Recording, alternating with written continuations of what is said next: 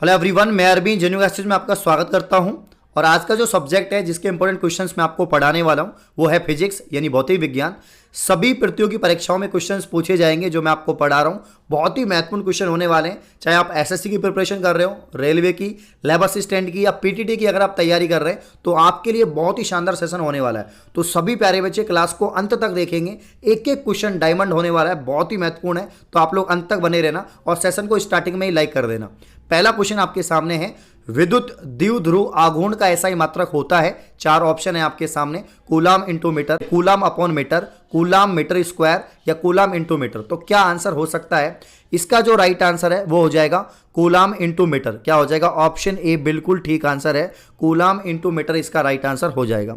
Next question आप सभी के सामने ये रहा, विद्युत क्षेत्र की तीव्रता की विमा है। विद्युत क्षेत्र की तीव्रता की विमा है। सभी बच्चे कमेंट करके बताइए कि इसका आंसर क्या होगा। तो इसका जो भाई राइट आंसर है वो हो जाएगा ऑप्शन ए। क्या हो जाएगा? ऑप्शन ए इसका राइट आंसर हो जाएगा।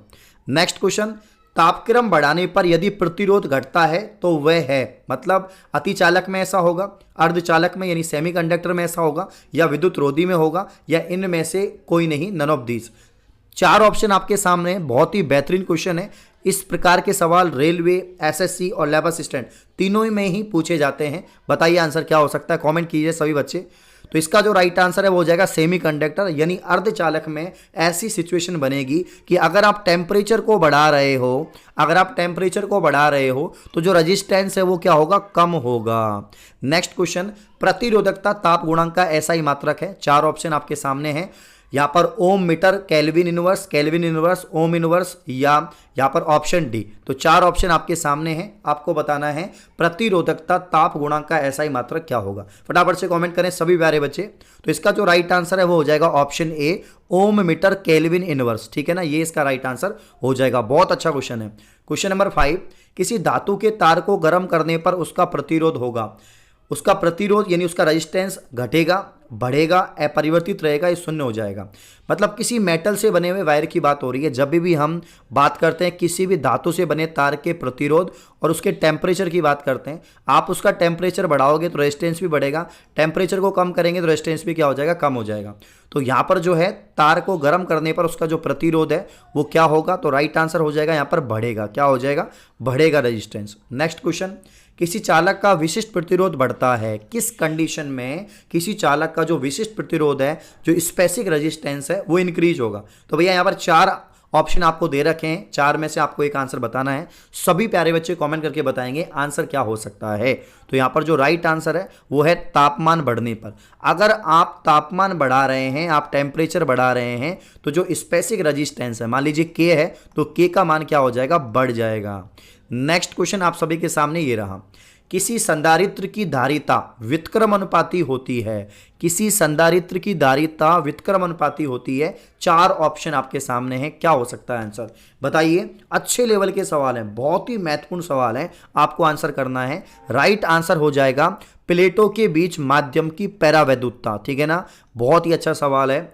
नेक्स्ट क्वेश्चन, क्वेश्चन नंबर 8, किसी सूक्ष्म विद्युत द्विध्रुव के मध्य बहुत दूर आर दूरी पर विद्युत विभव समानुपाती होगा।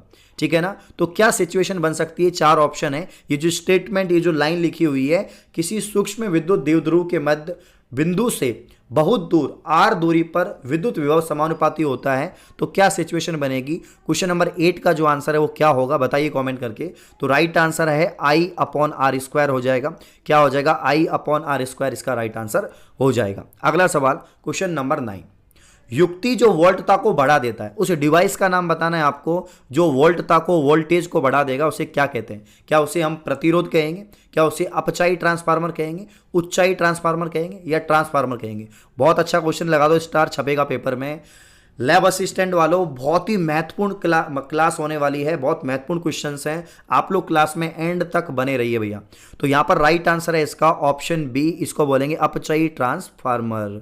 नेक्स्ट क्वेश्चन, क्वेश्चन नंबर 10, अपचयी ट्रांसफार्मर बढ़ाता है, क्या बढ़ाता है भैया? धारा को, वोल्टेज को, ठीक है ना, या वाटता का मतलब हो जाएगा शक्ति को, या इनमें से कोई नहीं, है ना, क्योंकि जो वाट है ये किसका मात्रक होता है? पावर का होता है, शक्ति का मात्रक होता है। ठीक है ना, तो यहां पर जो राइट आंसर अभी हमने पढ़ा, विद्युत धारा को क्या हो जाएगा? ये बढ़ा देगा। अगला सवाल, एल और सी, ये जो परिपथ है, जो सर्किट है, इसको क्या कहा जाता है, ये आपको बताना है। 4 ऑप्शन आपके सामने हैं, दोलनी परिपथ, अनुगामी परिपथ, शैथिल्य परिपथ, इनमें से कोई नहीं। बहुत अच्छा सवाल है। मतलब 11th 12th जो आपके फिजिक्स के जो इंपॉर्टेंट सवाल हैं, जो एनसीईआरटी बेस्ड सवाल है, वही मैं आपको पढ़ा रहा हूँ। लैब असिस्टेंट में बाकी की जो कॉम्पिटिशन एग्जाम है उनमें यहीं से ही क्वेश्चन बनते हैं। तो राइट आंसर हो जाएगा दोलनी परिपथ, ऑप्शन ए। अगला सवाल, क्वेश्चन नंबर 12, निम्नलिखित में से किसके लिए संधारित्र अनंत प्रतिरोध की तरह कार्य करता है? अच्छा सवाल है। क्या डीसी में यानी डायरेक्ट करंट में, एसी में यानी अल्टरनेट करंट में, या डीसी या एसी या इन दोनों में से कोई नहीं? तो राइट आंसर हो जाएगा 12 का ऑप्शन ए। क्या हो जाएगा यहाँ पर? ऑप्शन ए बिल्कुल ठीक हो जाएगा, डीसी यानी डायरेक्ट करंट। तो भैया डायरेक्ट करंट में क्या होगा? संधारित्र अनंत प्रतिरोध की तरह क्या करेगा? कार्य करता है। अगला सवाल आपके सामने है, सभी बच्चे आंसर बताएंगे क्या हो सकता है इसका आंसर। बहुत गजब सवाल है भैया। जब किसी वस्तु को आवेशित किया जाता है तो उसका द्रव्यमान होगा। मतलब वस्तु में आवेश है, चार्ज है, तो द्रव्यमान में क्या फर्क पड़ेगा? क्या द्रव्यमान बढ़ेगा, घटेगा, या अचर रहेगा, या बढ़ भी सकता है, घट भी सकता है? तो भैया 13 का जो आंसर है ऑप्शन डी हो जाएगा। मतलब इंक्रीज भी हो सकता है और डिक्रीज भी हो सकता है। अगला सवाल, क्वेश्चन नंबर 14, जिस धारा का मान दिशा और समय के साथ आवर्ती रूप से परिवर्तित होता रहता है वह धारा कहलाती है। मतलब जिस धारा का मान दिशा और समय के साथ में आवर्ती रूप से परिवर्तित होता रहता है, क्या इसे दिश धारा कहते हैं, इसे चालन धारा कहते हैं, प्रत्यावर्ती धारा कहते हैं, या ज्या धारा कहते हैं? तो भैया इसका राइट आंसर हो जाएगा क्वेश्चन नंबर 14 का, इसको अल्टरनेट करंट। मतलब समय के साथ वो परिवर्तित हो रही है, यानी वो प्रत्यावर्ती धारा है, वो अल्टरनेट करंट है। नेक्स्ट सवाल, क्वेश्चन नंबर 15, ये एक डेफिनेशन है, आपको बताना है ये किस ऑप्शन की डेफिनेशन होगी? विद्युत वाहक बल की, विभवांतर, विद्युत धारा, या प्रतिरोध? 4 ऑप्शन आपके सामने। क्वेश्चन नंबर 15, बताइए आंसर क्या हो सकता है। जल्दी कमेंट करें सभी बच्चे और सेशन को लाइक कर दें। सेशन को लाइक कर दीजिए आप सभी लोग, चैनल को सब्सक्राइब कर लो। इस प्रकार की बहुत सारी वीडियो तभी आपको मिलेंगी, बहुत सारे लाइव सेशन तभी आपको मिलेंगे जब आप सेशन को लाइक करेंगे और ज़्यादा से ज़्यादा शेयर करेंगे। किसी चालक में एक बिंदु से दूसरे बिंदु तक आवेश प्रवाहित होता है तो वह कहलाता है। तो क्या कहलाता है भाई? तो 15 का जो आंसर हो जाएगा यहाँ पर वो हो जाएगा विद्युत धारा। ठीक है ना। आवेश के प्रवाह की दर, परिभाषा क्या हो जाएगी? परिभाषा हो जाएगी आवेश के प्रवाह की दर को, आवेश के प्रवाह की दर को, आवेश के प्रवाह की दर को विद्युत धारा कहते हैं। क्या कहते हैं भाई? विद्युत धारा कहते हैं। और हम जानते हैं कि विद्युत धारा को किससे दर्शाते हैं? तो भाई विद्युत धारा को हम दर्शाएंगे, किससे दर्शाएंगे? आई से। ठीक है ना। तो आई इक्वल हो जाएगा Q अपॉन टी। क्या हो जाएगा? Q अपॉन टी होता है। और धारा का मात्रक क्या होगा? तो मात्रक होता है एम्पियर। ये भी याद रखना, पूछा जाता है एग्जाम में, धारा का मात्रक होता है एम्पियर। यदि आप एसएससी एग्जाम, बैंक, रेलवे जैसे जनरल कॉम्पिटिशन की प्रिपरेशन कर रहे हैं और भारत के नंबर 1 लर्निंग ऐप अनअकैडमी से आप जुड़ना चाहते हैं, तो यहां पर मैं आपको बताना चाहूंगा कि आप कैसे जुड़ पाएंगे और रेगुलर फ्री स्पेशल क्लास और प्लस क्लास ले पाएंगे। तो सबसे पहले आपको भारत के नंबर 1 लर्निंग ऐप अनअकैडमी को प्ले स्टोर से डाउनलोड करना होगा। डाउनलोड करने के बाद रजिस्टर करें, साइन इन करें अपने मोबाइल नंबर से। उसके बाद में कैटेगरी सिलेक्ट करें। सबसे पहले आपको कैटेगरी सिलेक्ट करनी होगी एसएससी नॉन टेक्निकल। सिलेक्ट करने के बाद में जो है आप फ्री स्पेशल क्लास में जाए और मेरा नाम सर्च करें अरविंद कुंडारा। आप मुझे वहां पर फॉलो कर लें। अगर आपको किसी और एजुकेटर से पढ़ना है तो उसको भी आप लोग फॉलो कर सकते हैं और उनकी क्लास भी ले सकते हैं। फॉलो करने के बाद मैं आप सभी को बताना चाहता हूं, रेगुलर मेरी क्लासेज हो रही हैं, प्लस में भी क्लासेज हो रही है, फ्री में भी क्लासेज हो रही है। मेरी फ्री स्पेशल क्लास मॉर्निंग में सुबह 8 बजे होती है, उसके बाद में 11 बजे होती है और उसके बाद में शाम को 8 बजे और 9:30 बजे क्लास होती है, जिसपे मैं आपको जो है जनरल साइंस और स्टैटिक जीके पढ़ा रहा हूं। तो अगर आपको जनरल साइंस और स्टैटिक जीके पढ़नी है, आपको प्रैक्टिस करना है और वहां पर आना है, तो आप लोग मुझसे जुड़ सकते हैं। तो आज शाम को 8 बजे शानदार लाइव क्लास होने वाली है। सभी विद्यार्थी क्लास में जुड़ जाइए। शानदार टॉपिक्स में आपको पढ़ाने वाला हूं, तो क्लास में सभी विद्यार्थी जुड़ जाइए। क्लास का लिंक डिस्क्रिप्शन में है, उस पर क्लिक करना, क्लास ओपन हो जाएगी। और अपकमिंग सभी क्लासेस पाने के लिए आप मुझे फॉलो कर लीजिए। मेरी प्रोफाइल का लिंक भी डिस्क्रिप्शन में है। आप सभी लोग जुड़िए, फ्री क्लास है, कोई विद्यार्थी आ सकता है और पढ़ सकता है। अगर आप जनरल कॉम्पिटिशन की तैयारी कर रहे हैं, वहां पर बहुत सारे फीचर्स हैं, आपको पोल दिए जाएगा, आपकी रैंक आएगी, तो सभी लोग जुड़ जाइए। नेक्स्ट, किसी चालक तार के प्रति इकाई अनुप्रस्थ काट क्षेत्रफल में गुजरने वाली धारा का मात्रा कहलाती है। किसी चालक तार के प्रति इकाई अनुप्रस्थ काट के क्षेत्रफल में गुजरने वाली धारा का मात्रा कहलाती है। इसका जो राइट आंसर है वो आपको बताना है, बताइए। इसका जो राइट आंसर है दोस्तों वो हो जाएगा आपका ऑप्शन बी, धारा घनत्व, यानी इलेक्ट्रिक डेंसिटी इसका राइट आंसर हो जाएगा। अगला सवाल बहुत ही अच्छा है, लगा दो स्टार, छपेगा पेपर में। काफ़ी इंपॉर्टेंट क्वेश्चंस मैं आपको पढ़ा रहा हूँ भाई। पूरी क्लास लेनी है, कोई क्लास छोड़ के नहीं जाएगा। पूरी क्लास अंत तक आपको 30 क्वेश्चन जो इंपॉर्टेंट है वो आपको पढ़ने हैं। किसी चालक तार में विद्युत धारा प्रवाह के लिए उत्तरदायी कारक है। तार में अंतर, प्रतिरोध में अंतर, विभव में अंतर, इनमें से कोई नहीं। ठीक है ना। क्वेश्चन क्या है, किसी चालक तार में विद्युत धारा प्रवाह के लिए उत्तरदायी कारक है, तो राइट आंसर हो जाएगा ऑप्शन सी, विभव में अंतर। किसमें अंतर, जो विभव है उसमें अंतर। विद्युत परिपथ का वह गुण जो विद्युत धारा को ऊष्मा में परिवर्तित करेगा, मतलब जो इलेक्ट्रिक करंट है उसको हीट में कन्वर्ट करेगा। तो भैया विद्युत धारा को ऊष्मा में परिवर्तित करता है, उसे क्या कहेंगे। 4 ऑप्शन है, बताओ जल्दी से। राइट आंसर इसका क्या होगा, प्रतिरोध, रेजिस्टेंस। हम जानते हैं कि R = V/I होता है, ये फॉर्मूला होगा। ये ओम के नियम से हम निकालते हैं, V प्रोपोर्शनल I, तो V = IR, और R यहाँ से आ जाएगा तो V/I हो जाएगा। तो यहाँ पर V विभवांतर है, I धारा है, और R का जो यूनिट होता है वो ओम होता है, आप सभी को पता है। अगला क्वेश्चन, निम्नलिखित में कौन सी डीसी मोटर उच्च स्टार्टिंग टॉर्क के लिए उपयुक्त है। तो भाई इसका राइट आंसर क्या होगा, मैं खुद ही बता देता हूँ, श्रेणी मोटर इसका राइट आंसर हो जाएगा। अगला सवाल आप सभी के सामने रहा, पीएनपी, आपको पता है एनपीएन और पीएनपी ट्रांजिस्टर होते हैं। ट्रांजिस्टर में आधार बेस होगा। अब बताओ ये लैब असिस्टेंट वाला सवाल है या नहीं, आप बताइए, ये लैब असिस्टेंट वाला सवाल है या नहीं है। मतलब बहुत ही महत्वपूर्ण क्वेश्चंस मैं आपको पढ़ा रहा हूँ, एक एक क्वेश्चन एनसीईआरटी से लिया गया है। तो पीएनपी ट्रांजिस्टर में आधार बेस होगा, ये इसका राइट आंसर है। 20 का आंसर हो जाएगा एन पदार्थ। कौन सा पदार्थ, एन पदार्थ। अगला क्वेश्चन, 1 हॉर्स पावर, भाई 1 हॉर्स पावर की बात करें तो आपको बताना है, बिल्कुल ही हलवा सवाल है, एकदम आसान है कि 1 हॉर्स पावर के अंदर कितने वाट होंगे। तो 746 वाट होते हैं। कितने होते हैं, 746 वाट। ठीक है ना। आपको पता है ये 1 किलोवाट के अंदर 1000 वाट हो जाएंगे। कितने हो जाएंगे, 1000 वाट हो जाएंगे। ठीक है। काफ़ी बार पूछा जाता है कि 1 यूनिट में कितने जूल होंगे, या 1 यूनिट में कितने होंगे, तो 1 किलोवाट हावर होंगे। 1 किलोवाट हावर बराबर 1 यूनिट, और 1 यूनिट में कितने जूल होते हैं, तो 3.6 10⁻6 जूल होते हैं। कितने होते हैं, 3.6 10⁻6 जूल होते हैं। तो भैया राइट आंसर क्या हो जाएगा, 746 वाट, ऑप्शन ए। अगला सवाल बहुत ही महत्वपूर्ण है, लगा दो स्टार, छप सकता है पेपर में ये। विद्युत चूल्हे यानी हीटर की बात हो रही है, कौन सी धातु सर्वाधिक उपयोगी है। तो विद्युत हीटर का जो बना होता है, जो तार, वो नाइक्रोम का होता है। कौन सी धातु का, नाइक्रोम का। आपको बताइए, आसान सवाल था, बहुत अच्छा। ऐसी कोई एग्जाम नहीं जिसमें ये सवाल नहीं पूछा जाए, ऐसी कोई एग्जाम नहीं है दोस्तों।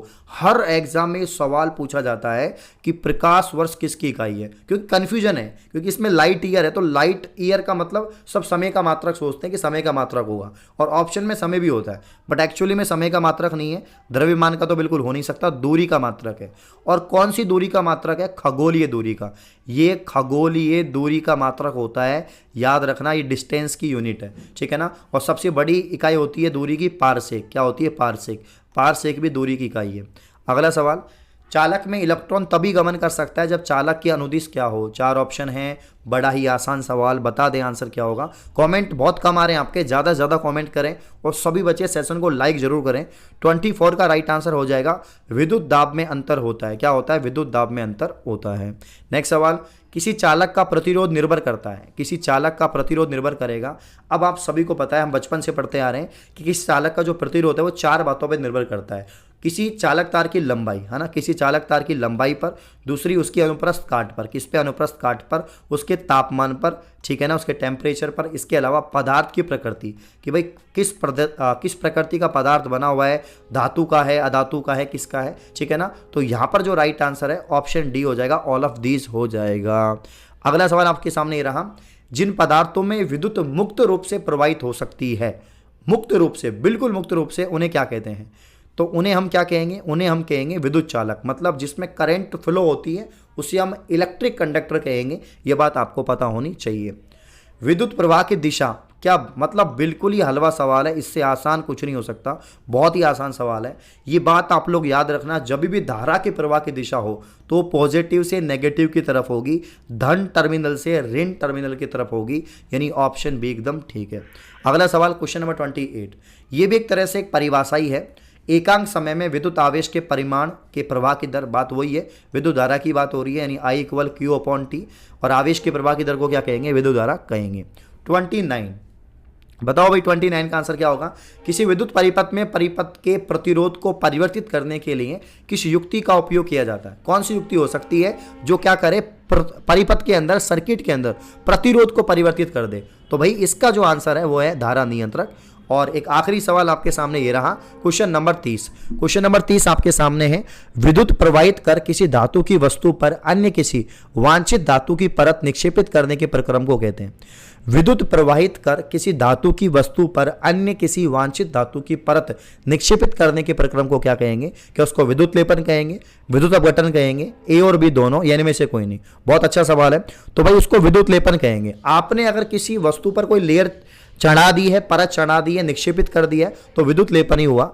ये 30 सवाल मैंने आपको पढ़ा दिए हैं, बहुत ही महत्वपूर्ण क्वेश्चन थे, आपने देख लिए हैं, बहुत ही अच्छे सवाल थे।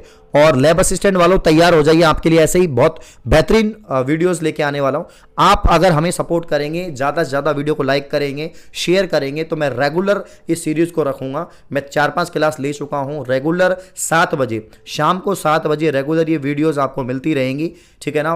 बायोलॉजी की, केमिस्ट्री की, फिजिक्स की, और जल्दी हम जीके भी स्टार्ट कर देंगे। तो सभी ज़्यादा से ज़्यादा लाइक करें इस वीडियो पे, मुझे 200 प्लस लाइक चाहिए। अगर 200 प्लस आपने लाइक कर दिए तो मैं बहुत सारी वीडियोस लाने वाला हूँ, लाइव सेशन भी लेके आएंगे और क्वेश्चन की संख्या बहुत ज़्यादा हम बढ़ा देंगे।